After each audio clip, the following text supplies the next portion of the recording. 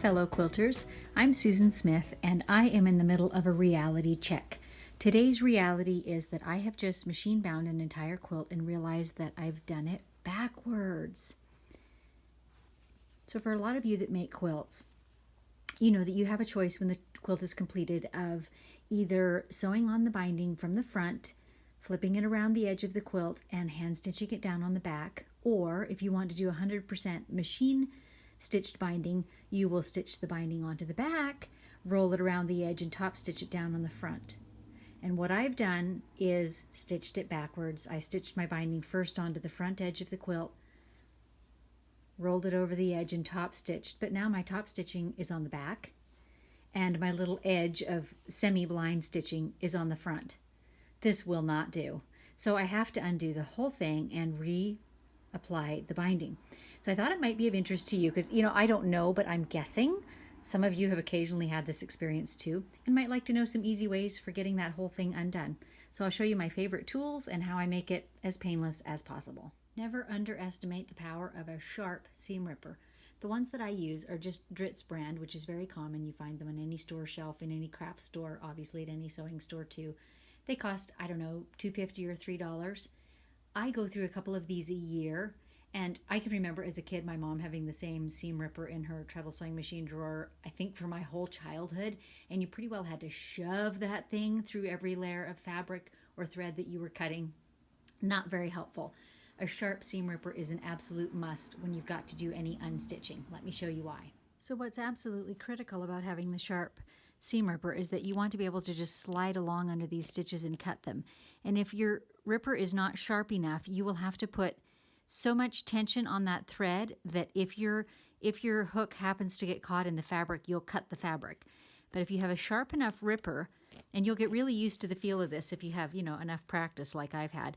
If your ripper is sharp enough, you'll be able to just, even when it's not flowing smoothly, you'll be able to put just enough tension on there to just cut the threads that you want to without risking cutting your fabric. And so then the process goes fairly quickly.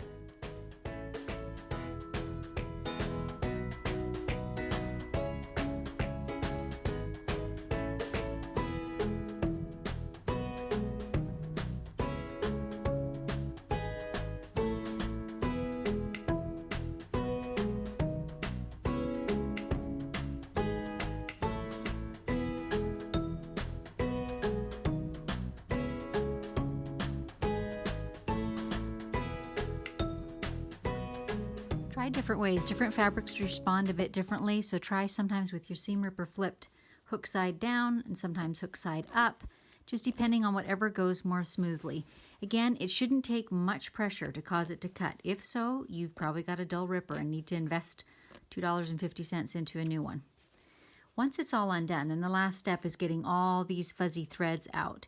And a lot of times, because of this method of cutting with the seam ripper, you're cutting either your top or your bottom thread, and often the other one you can pull out in fairly long pieces. So do that first and get as much out as you can.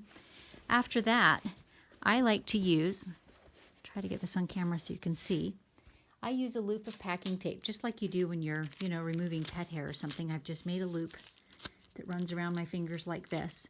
And it works best if you put it on a firm surface, and then you just stick that tape down and pull it up, and it will pull up most, probably 75% or better of those little threads.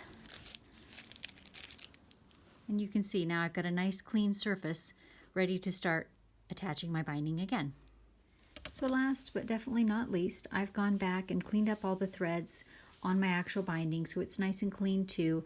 I've pressed it flat again, so I've got a flat surface to work with, and I found where my splice was and undid, what was a loop of binding. The reason I looked for that splice is I want to be able to end it at about the same place when I come around my quilt again. And of course I have the possibility that I'll be an inch or so too short, if I don't get my binding on at exactly the same tension. So what I'm going to do is just check like when I'm a foot or two away from that splice and see if I've got enough fabric. If I do, well and good. If I don't have quite enough, I'll actually take a chunk of this one off, maybe even 8 or 9 or 12 inches, and then do a splice so that at least my two seams are a distance apart instead of having two that might end up, just an inch or two from each other. which would be very bulky when you're trying to top stitch that down. So that's the only thing that I'll adjust in terms of spacing when I go to reattach my binding. And the good news is I've got 2 or 3 feet of extra binding that was left over anyway, so I have plenty of room to fiddle with where I want that splice to be that I think will look the best. So that's it for undoing my binding and prepping it for resewing. I'm going to do a separate video for attaching the binding because it works whether or not it's a new or a reattachment. It's just my method of 100% sewing machine binding.